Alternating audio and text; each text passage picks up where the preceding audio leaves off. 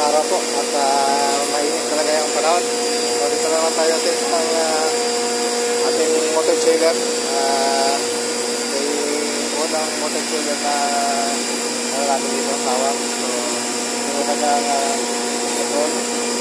So yan, pag mga ganyan, may alarm, madali yung istorya kasi nandun yan sa kanyang parameters.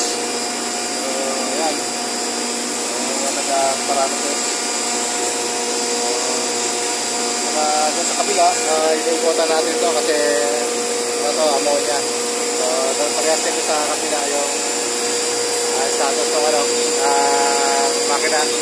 So screw chiller dito. Ayan.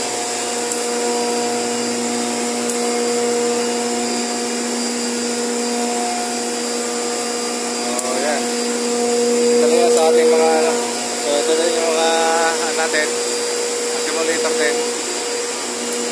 At ito rin ating mga in-spray pump. Medyo may kalumaan na to. Yun, dalawa din yung in-spray pump. Yung ating control ng tingnan natin. Punta natin yung control ng ating motor chiller.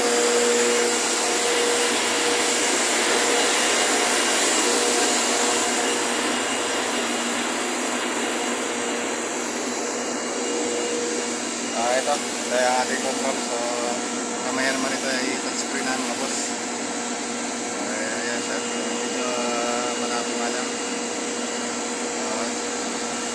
Yung ating temperature 0.0 o 0.2. Ang ating set point ay 0.3. So yung kanyang inlet outlet 25 0. So yan, sige lang natin ito mga boss.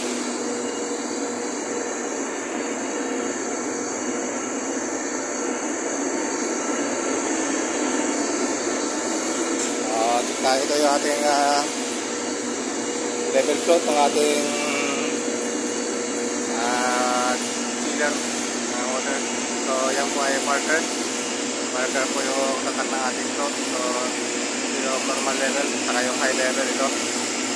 So ito naman yung segments ng ating injection ng ating ammonia liquid.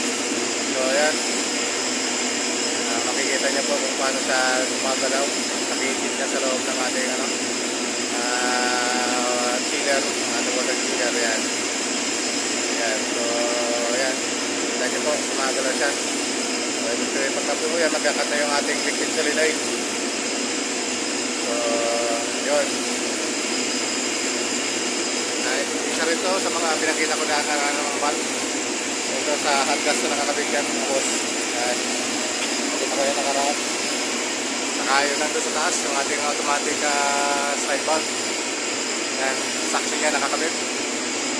So yan mga boss, pinakita ko lang sa inyo yung ating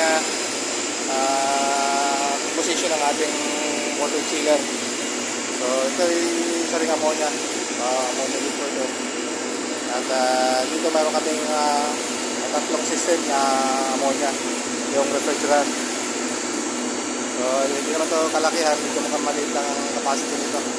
So ang karga nito is 1,400 lang kilos. So sa kabila din gano'n din, 1,400 kilos lang. Then yung isang system namin ay maliit lang, mga 1,400 kilos lang din. So yun mga boss, mga sir, nandito lang kayo. So maraming salamat po.